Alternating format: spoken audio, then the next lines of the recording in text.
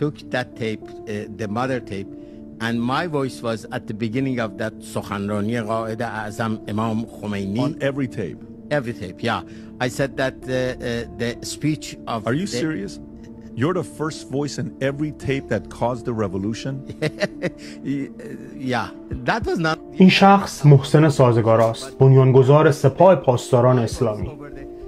شخصی که با خنده میگه صدای من روی نوارهای خمینی بود که از فرانسه به ایران ارسال میشد و باعث انقلاب شد.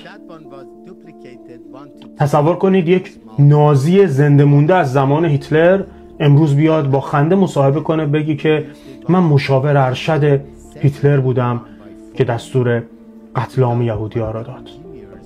چه احساسی به یهودی‌ها دست میده؟ محسن سازگارا این جملات رو با خنده به مردم ایران گفت. محسن سازگارا کیه امروز؟ اپوزیسیون فیک صادراتی که در خارج از ایران داره مثلا مبارزه میکنه با جمهوری اسلامی. ولی داره چیکار میکنه؟ فقط داره مبارزه با پهلوی میکنه. امیدوارم همه چیز واضح باشه براتون به اندازه کافی. خیرات یارتون. Revolution? Yeah.